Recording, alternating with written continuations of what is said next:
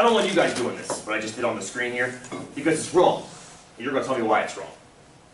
What I did, I was like, okay, great. How about teach us the right stuff, Sean? Stop talking about the wrong stuff. So this is a box plot of the commercial volumes. This is a box plot of the, excuse me, this is the show volumes. These are the commercial volumes. Show, commercial. Why they're like this, I don't know. Show, commercial. It looks like the commercials are louder on average, because the medians are shifted to the right, the quartiles are shifted, the low ends are weird, but the meat of the box plot is shifted to the right. But why is it wrong to even look at it like this? Why is it wrong to look at it like this? Any idea why it's wrong to put two separate box plots up there? Oh, because I said it's wrong. That's good. Because it's dependent data. This treats it as independent. This is looking at the two data sets independently. This is all the... I have no idea.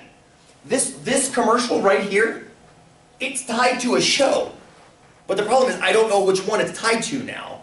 So I can't complain to the FCC that the commercial is too loud. What does too loud mean? At the base of it, you were listening to a show and you were happy, and the commercial came on and you're unhappy. Well, the only way to complain that it's too loud is to look at what? The show is on. Right, but why is the commercial too loud? It's louder than the show. It's too loud in comparison to the show, right? Something happened. Like suppose I'm talking like this. We're having a discussion. And I raise my decibels to this. Is that obnoxious? Maybe not. Maybe the accent.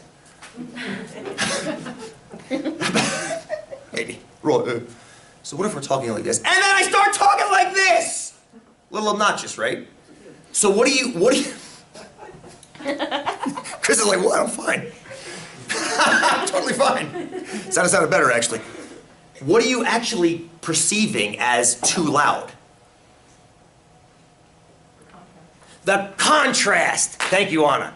The contrast is what you're actually measuring. This doesn't help us measure contrast because we're not seeing the contrast from one show to its commercial. We're seeing all the shows and all the commercials, and we can't complain about a contrast. The contrast has to be tied. How do we deal with this? With our data, how do we deal with it? What should we do? What do you think? Any ideas? How do you measure contrast in mathematics? We don't often, I love the word, use the word contrast. We use a different word in mathematics. It's not contrast. Difference. We use the word difference. What's the difference between the data sets? Can we find the difference in the data sets? Let's look at the data set, at the data sheet again. The first show was at 73 decibels. The commercial was at 75 decibels. What's the difference? 2 decibels. Thank you. The next show was at 73. The commercial was at 74. What's the difference? 1. How about the one where it goes from 69 to 67? Techno speaking, -2, yes? Good, I like this, I like this. Can we do this for all the pairs? Of course. Number 1, that's why we're happy. Number 2, why are we super happy? Because if we do that with all the pairs, what have it... Apparently that one works.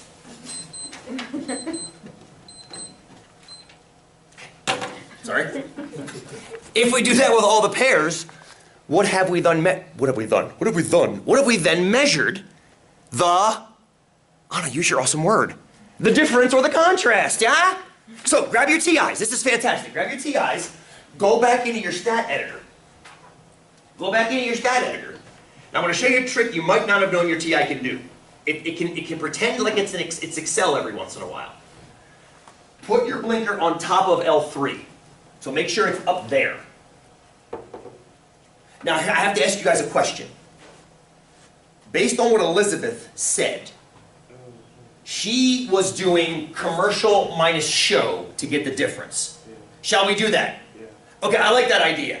Because that way if we get a positive number, that means it's louder than the show. And a negative number means it's quieter. So we're going to put in L2 minus L1 right on top of that L3. And you'll see it, as you do that, you'll see it appear in the bottom line, L3 equals L2 minus L1.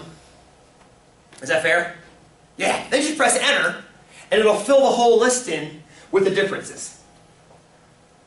There they are. 2, 1, 3, 0. That one was the same. There was no difference. 72, 72. -2, 3, -2. Love it. Now, why does this make me happy? I'm still happy about the word contrast. It made me very happy back there. Anna, very happy, You I'm not just gonna lie. use that. Ha ha! That's the data we're going to analyze right there. We don't really care that this show was at 71 decibels. We really don't care about that. Nor do we really care in isolation that that one's at 74. What we care about is it's 3 decibels louder. That's what, when we're complaining to the FCC, we're complaining about the jump in volume. I mean, I'm calling it jump in quotes. It might not be a jump. It might not be meaningful. But that's when they're saying, have you ever been blasted by an obnoxious commercial? Well, the only way you could call it blasted by a commercial, it's too loud compared to the show. But you have to compare it to something. You can't just say, because it's loud. What if you were listening or watching a show that was entirely based on artillery fire? What is loud then? It's a different loud than loud watching the London Philharmonic. This gives us a nice normalized, if you will, reference point. We can now change decibels. We're assuming a decibel scale is slightly linear by doing this, but I think that's fair. That's kind of why it's called a decibel scale. It smooths out the exponential growth in the intensities. May I? I'm going to graph those. I'm going to graph these. A histogram and a box plot. Did you notice how we had outliers in the last one? We did. We had some outliers in the commercial volumes. But the thing is, they might not be outliers once we pair them to their show. They're only outliers because the commercial volumes are so variant. They might not be outliers if the quietest commercial is with the quietest show. That might be completely within the realm of what it should be. See what I'm getting at there? Good. All outliers are not created equal in this respect. So, I'm going to turn these 2 graphs. I'm going to change this one. I'm going to leave it as a box plot, actually, but I'm going to graph L3 as a box plot. So we're going to see the differences. This new box plot will simply be the differences in commercial volume from show volume, and also a histogram. I like histograms. They make me happy. They do. They make me happy. Everybody see what I did there? I got a modified box plot to check for outliers, and I got a histogram just to check for shape. I like to look at the shape, the rough shape of a distribution. I got them both on L3 with a frequency of 1. So Chris, what we actually done, to bring back your awesome point from earlier, we're doing the soda experiment again. If you think about it, we're doing the soda experiment one more time, because now we have one set of data, which is pretty rad, just like we had one set of data for your quiz. All right, here we go. Zoom 9. Okay, I'm going to change the window a smidge. I'm going to change the window a smidge. Let me change the Y, let's change this to 0. Change the Y max to 15s, for example. I don't like those Y scales.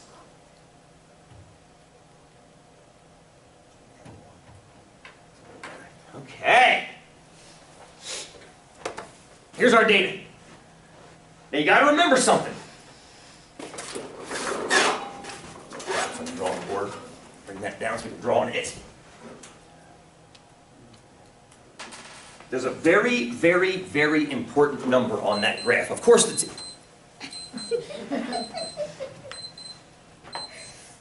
I wonder if the button that doesn't work is when I need to turn it off. Probably. I can see the damn button. I'm snoozing it. I apologize. My pants. Okay.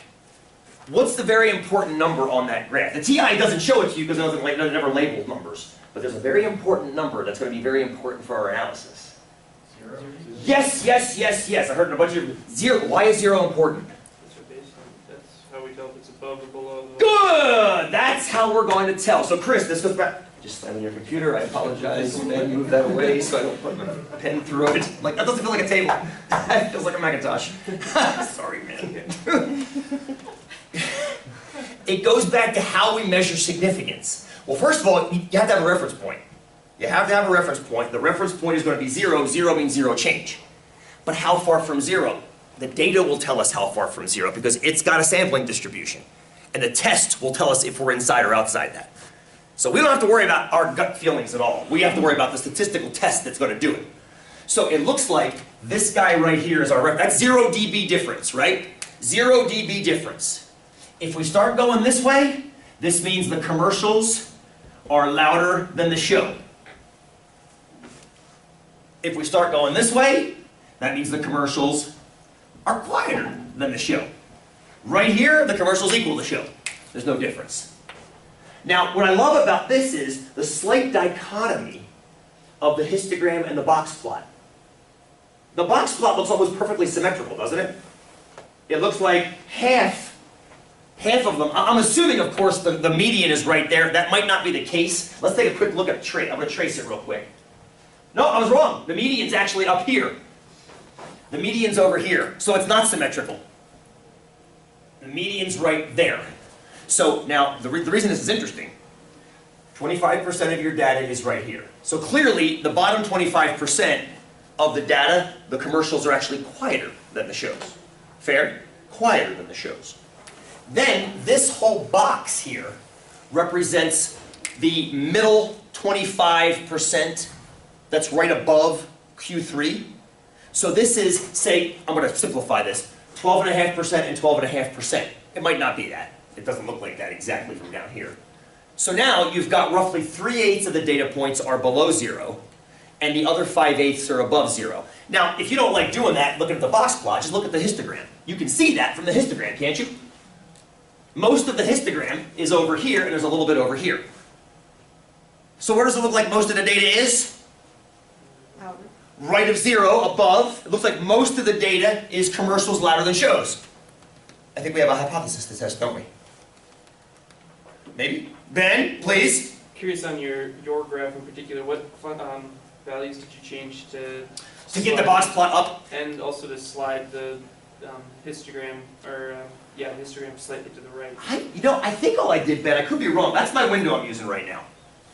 I know I changed this, and I changed that. I don't think I changed anything up here. This was just Zoom 9. Okay, it had different values. Oh, that's okay, that's okay. So yeah, that's the window I'm using. It actually came out pretty nice. I'm pretty excited. Gesundheit. Usually it doesn't pick a nice scale like that. Usually it picks something stupid that I have to fix. So I'm kind of stoked it did fix that. Good, good, good, good, all good. Everybody okay with that? So I think we have a hypothesis to test, yes? I think we do. Sure we do. It looks like most of our data is above 0. I think we've got a hypothesis. So let's grab a template. Everybody need one? We got some blank template sheets if you need them. Okay, here we go. Okay, take a few. Here we go. Templates, anybody need them? I'll leave them here for you if you need. Oh, Rory, there you go, sir. Got a few. You got it. Some more of these. What variable are we testing? Commercial volume. Well, what variable? Just do number 1 for me. Decibel level? Variable. P or mu? Mu! We're testing average difference. You guys are answering step 2 for me, which is fantastic. I love that. Thank you. But just as mu. We're not looking at the percentage of those that are above 0, although I just used that to help me decide with the test. But I want to actually see blasted, right? Blasted implies something to me. It means really, really loud. Loud implies sound intensity. Sound intensity is measured. Fair? Good. Okay, good. Let's do some of this. We're coming up on 9 o'clock. Let's at least get down through the errors, and then we can call it a day. Number 2, define the variable. What is mu standing for? Average volume Average volume. One more word. difference. Hang on. Grab my foot. There we go. Average volume difference. Average volume difference, right? It's not just average volume, it's the average difference in volume. Good, thank you. Now, as it turns out, the mathematics is identical. There is no difference in mathematics of what we're going to do. It's still a t-test. But you have to make sure you know what you're looking at. And what I love about matched pair t-tests is that guy's always in the middle. You're always seeing versus no difference. Difference versus no difference. You're always seeing that. That's what I love about it. Very simple. Very simple. It doesn't matter what the numbers you're analyzing are. You're always comparing it to 0. Cool? All right. Hypotheses. Let's do it. Hypotheses. Mu is greater than 0. Love it! That's what we're going to be testing right there. Mu bigger than 0. Why greater than again, friends? Because they're blasting. Because, yeah, and now Elizabeth, I'm going to ask you, I love that, what you said. Blasting implies loud, implies positive. Could we have crunched our data? I'm going to put this up just quickly and then erase it. Could we be testing this hypothesis had we crunched our data differently? Mu less than 0. If we had done something different with L1 and L2, could we be testing this? Subtract them the other way. L1 minus L2, it'd be negative, wouldn't it? But we didn't. We did that. And that's something you have to realize. Whenever you do a matched pair, your choice on how you subtract. As Ben said, difference, which went with Anna's, wait, you used the word contrast. Contrast can be viewed two different ways. The commercial's louder than the show, or the show's quieter than the commercial. And that means that's two different directions. But I like the way you did. I think it's much more logical the way you did it. Yeah? What's the opposite? Muse less than or equal to. Absolutely. Good. Good. Fair? Maybe. Getting there. Okay. All right. Ooh, idea. Write this down.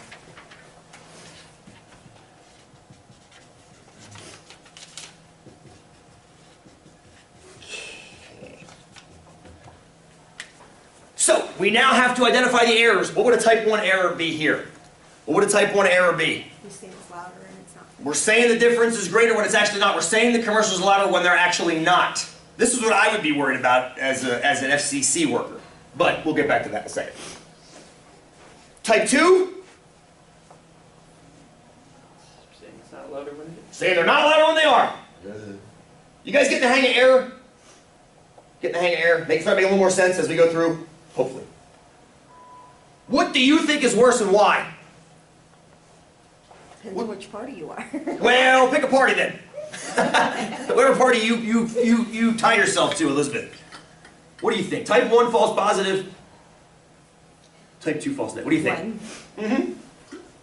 Tell me why type 1. I'm kind of agree. I'm in agreement with this myself. Because if you say it's louder and then you make them adjust for it, then it's going to make it difficult for the person that's watching the show. Right. As a musician, which makes me like in this realm of like artist-ish, I don't really like being told an art form has to obey a certain level of regulation. Now, I can see the point of this regulation. If you're causing people physical distress in some way, then your art form, you've heard the phrase, "You're right, stop at my nose." You've heard that phrase, or something like that. "You're right, stop at the end of my nose." So if what I'm doing is impacting someone else negatively, this is why smoking is so interesting, right? Smoking is an interesting habit. I'm only hurting myself. Well, your smoke, though, gets to me. It's not like your drinking necessarily hurts me. If I'm sitting next to you at a bar and you're getting yourself loaded, that's not hurting me at all. Might be annoying me, but it's not hurting me. But smoking's a different thing because that right that you have to smoke ends at the tip of my nose. So if my art, and my art might be picking which commercials or making commercials that fit with shows, if you're telling me that it's too loud, falsely, you've impinged my art for no reason. We might be thinking about, you might think about I'm thinking artistically, but I agree with you that type 1 is worse. Anybody saying type 2 is worse? I got no problem with you saying type 2. Jake, go! Well, if you're doing the study as the broadcasting company, then you're going to want to make sure you're not breaking the law. Good! If you're doing the study as the broadcasting company to make sure a random sample of your shows, for example, are in compliance, and they're not, but you miss it, you might want to avoid that type 2. So, this goes back to Chris, and I think Anna's too. Your guys' questions were so good about the last quizzes. You see how one person thought a type 1 error, we can't live with that, and a type 2 error is worse? So if a type 1 error is the worst, jack up the confidence. Jack up the confidence level. Jack up the confidence level to 99 or 99.5. If type 2 is worse, jack down the confidence level, say 80, 85. If you can live with a type 1 but not a type 2, bring the confidence way down. That's where it gets interesting with your guys' questions. That's where it gets interesting, right? Always test at 5% in here. But outside here, realize that is just a convention. I like bringing that up. But just to keep it simple in class, just always test at 5, that we're all getting the same results. Fair? Okay, let's take 5. Speaking of 5, let's take 5, get some air, get some water. It's getting warm in here. Plus I want to figure out this damn stopwatch.